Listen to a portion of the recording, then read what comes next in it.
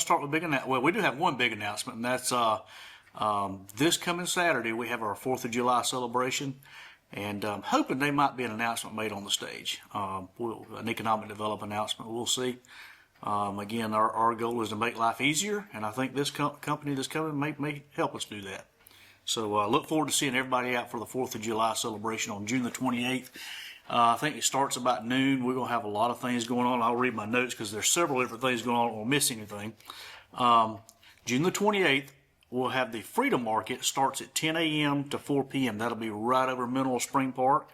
At 1 to 3, we'll have the Bobbers on Big Creek race by Envision Williamston. And that's where you can go to different businesses, buy little bobbers, and get a number on it, and then they'll have bobbers for sale out there that day. And you put it in the creek, and then they'll raise a net up, and there's a race of the bobbers to get to the finish line over in Veterans Park. And they usually have some really good prizes. I think last year they had a big flat screen TV and stuff like that. So it's always fun to do the bobbers on Big Creek. The golf cart parade will be at 3 p.m. That'll start in the old Ace Hardware parking lot. And at the same time, you'll have the fire department will have a big car show out there. So looking forward to all those things. And then fireworks at dark. We'll have Gith Rigdon's coming back. And gosh, I can't remember the name of the other guy who's headlining, but we'll have a big stage set up just like last year, even better than last year. And we probably had 5,000 people here last year. We expect to be even bigger this year. So y'all's 4th celebration has just gotten bigger and bigger. It's gotten enormous. So this is. I went and looked at the fireworks we have purchased last week. It's unbelievable the amount of fireworks. So we're super excited to have that fireworks display. It's always a good thing to have the community coming together, and people from all over come into Williamston to see the fireworks and to sit back and listen to some music. We expect it to be kind of a hot day, but as soon as that sun starts to go down, it's going to be nice outside.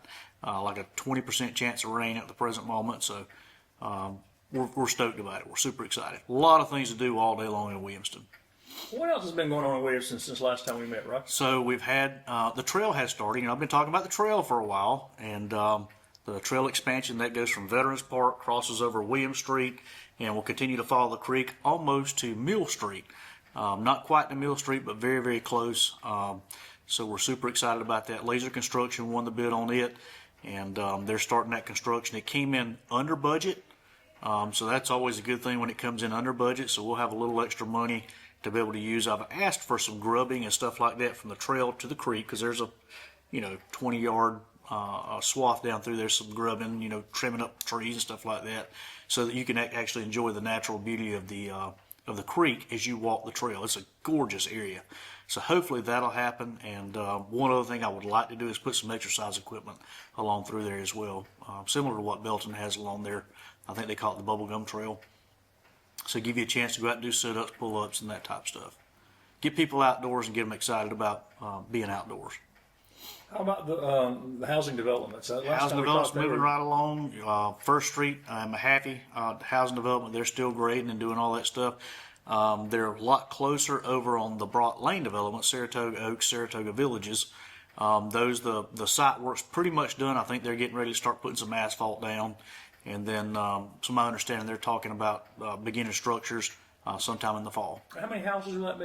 That will be 60 some odd houses, and then 90, roughly 90 on Mahaffey.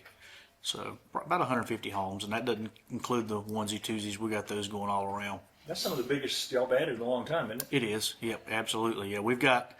Believe it or not, I was kind of surprised. Last year there was about 100 homes added last year too, and those were just kind of onesie twosies here and there. So we're super excited about seeing the growth and development. Our taxes, we just recently passed our budget, and in that budget we have no tax increase. So that's a good thing. But we also saw those numbers go up as far as revenues, but obviously our expenses are going up too. But fortunately we're able to get a balanced budget without having to dip into any reserves. So what are the other challenges in the budget this year? One of the big things is pay. We're in a bidding war and a pay war for law enforcement particularly, and just people that work in general. Right now it's an employee market. You can command your own price to a certain extent, and it's particularly with law enforcement. We're not seeing a lot of folks going into the profession, number one, and when they do get in the profession, it's hard for us to compete. We were just under 50,000 starting out. And so you can go to work at Highway Patrol making 70 starting out there.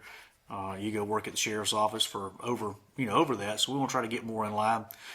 This year our council did it across the board, minus council and mayor, by the way.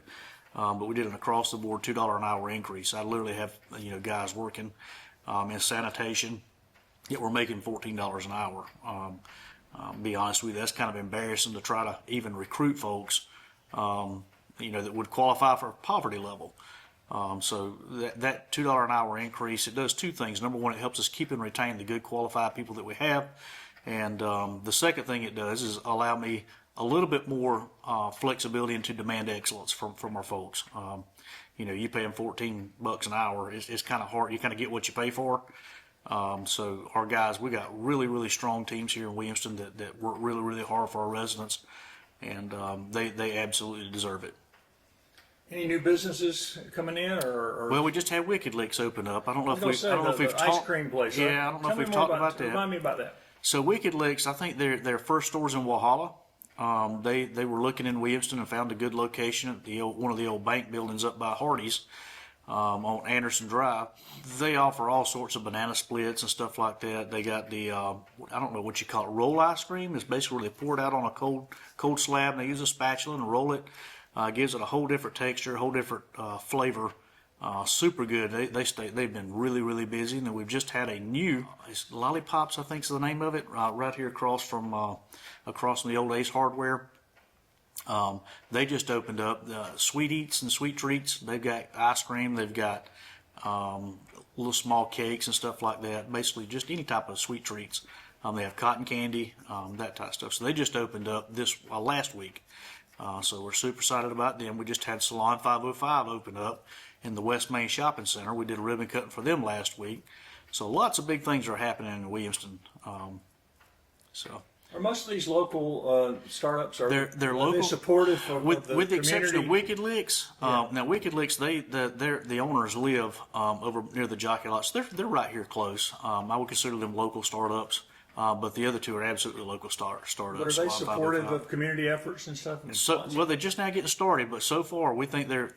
Matter of fact, the Lollipop store has reached out to me about getting involved in some of the events and other offerings that the town has. So anytime we've got business getting involved in what we're doing as a town, that's always a win-win, because ultimately they benefit, whether it be from the trails or playground project, 4th of July event. There'll be thousands of people descend upon Williamston that will spend their money here.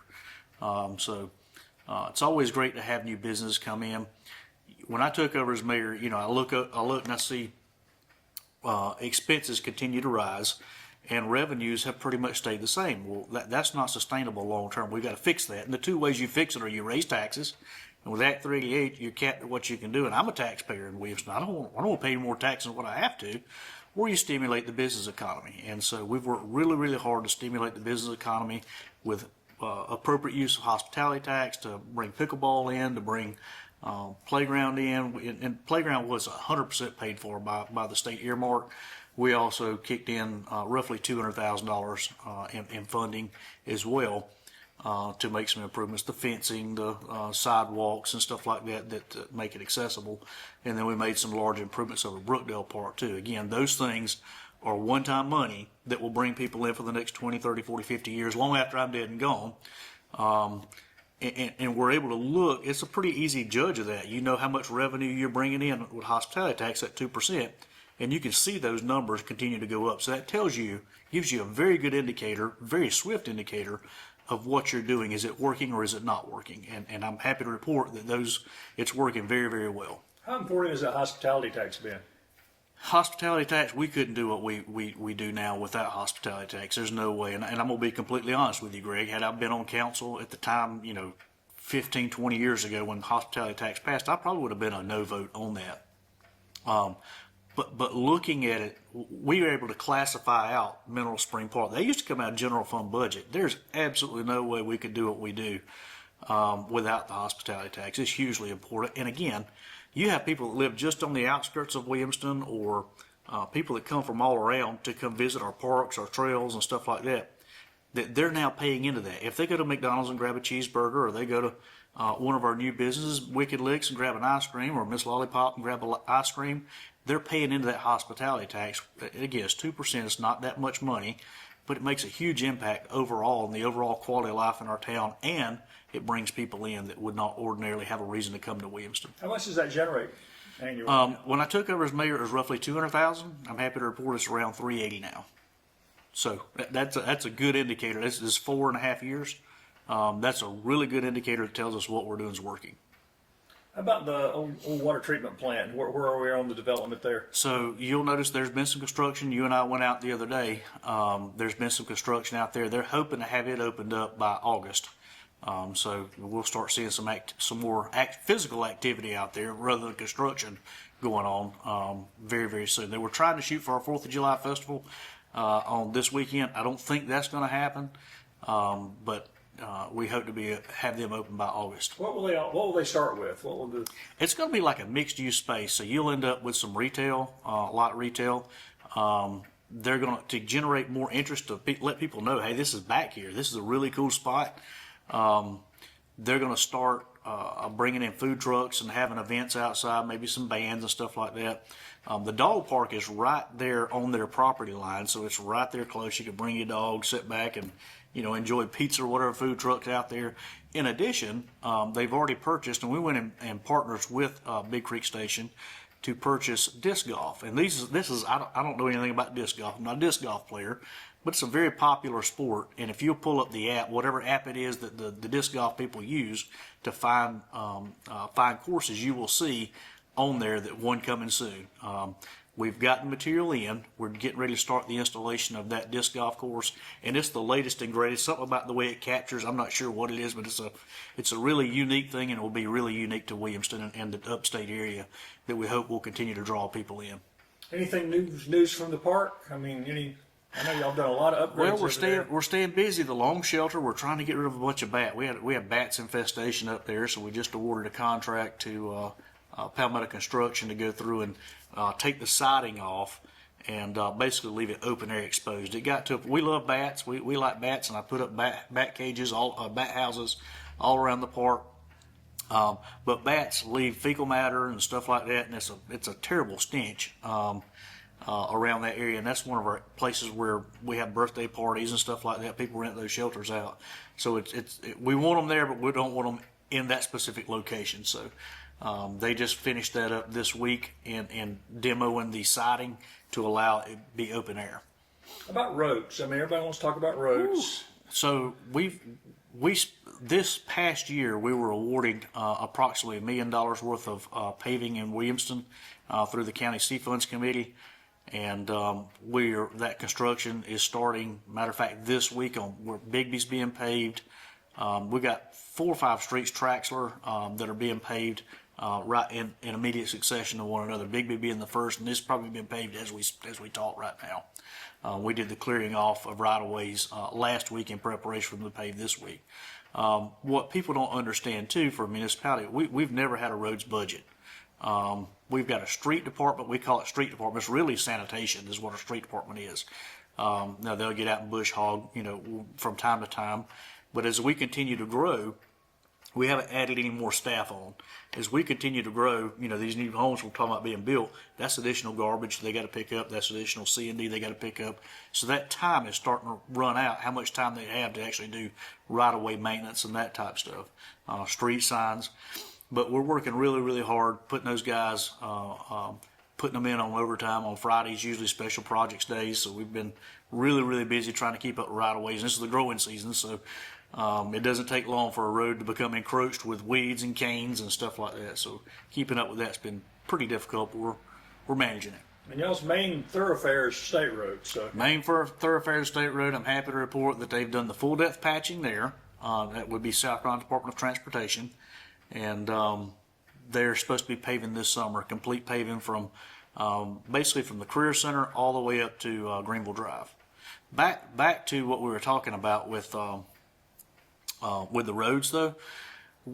We don't have a budget for match money, and the C Funds Committee requires a match money. So that was, I think it was $1.2 million worth of roads. And you think, oh, that's a lot of money. That'll get half of Williamston paved. It's not. It doesn't go very far at all.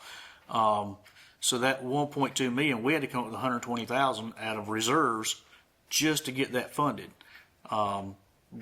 People don't understand. In Williamston, you've got 2 classifications of roads. In the county, you've actually got 3 classifications. You got municipal roads, which would be like Traxler and Bigby, we were talking about getting paved. And then you have South Carolina roads, and then you've got county roads. For us, we just have city roads and state roads. But we've never used to. The county handled all the city roads through the county taxes that our residents pay, and the county has more roads than they can keep up with themselves. And I hear a lot of people talk about the gasoline tax increase that took place, 4, 5, 6 years ago. That does not benefit Williamston whatsoever, other than our state roads here that maybe apply some different money. But as far as our street roads, we don't get a dime of that. And it barely benefits the counties. Almost all of it goes to the states. Like There's been a small increase in C funds. 92% or something goes to the state roads. Correct, and there's even the county funds. They get a portion of that has to go towards state roads. So it's kind of a racket, to be honest with you, how that works on the state side. They collect those taxes, and I see the counties getting ready to try to put together a referendum, a 1 cent sales tax referendum. I'm curious as to how that will affect municipalities. I've had the county say, well, we'll help you with that. What in translation does that mean? We'll help you. Does that mean you're going to pick up our match money that we now have to have an unbudgeted expense? What exactly does that mean? Those are questions that I'd like to see answered at some point in time. Yeah, they got a commission now, so now's the time. And they have a commission, just like the C Funds Committee has folks, that live right here in Williamston, and they've been advocates for Williamston. I would say that we show up to every single meeting, or a representative shows up to every single meeting, and we come up with a list of roads. This is what we've got. These are our needs, and C Funds Committee has been good to work with, but again, there's never enough funding to go around ever to get it all done. And used to, a mile of road was like $250,000 to get it paved. Now it's close to $1.5 million to get a mile of roadway resurfaced, and that's a lot of money. And I think part of the problem is there's not enough contractors to go around to actually do the work once it's been awarded. I'm a business owner. I do bid work as well. And when we're slammed and we're busy, the price reflects that. And I think that's one of the problems, that everybody's just busy. And the state and the county and has sort of kicked it down the road for years too. Correct. Without funding. Correct. So it makes it real difficult on municipalities, particularly. And I know that I'm sympathetic to the county as well, although they do have more resources than we do. I'm sympathetic to them. They got a lot more roads than we've got as well. What else is happening this summer? Going through. All right, so I'm gonna go through my list if you don't mind. I do have some notes. So July the 12th, we have the Williamston Police Department Envision Williamston Back to School giveaway, backpack giveaway. So we invite students to be able to come who may be less fortunate or may not be able to have a new backpack, and we provide some pencils and just general stuff they need for school. That's on July the 12th, and that'll be in Mineral Spring Park, I believe, or maybe at the school. Stay tuned. We'll give more information on that. August the 26th through July 26th through August the 2nd, we have a kids' summer scavenger hunt by Envision Williamston. So that'll be pretty interesting. You'll be able to go through and pick out or find different things throughout town. It just keeps people busy and keeps things going. July the 26th, we have Envision Williamston Bingo right here in Town Hall from 1 to 3. So that's always a big hit. I think last one we had, earlier this year, we had about 200 plus people here participating in bingo, so that's a lot of fun as well. August the 2nd, we have the end of Summer Bash from 6 to 9. August 16th, we have the Envision Williamston Business Expo from 9 to 6 p.m., and I think that's going to be right here at Town Hall as well.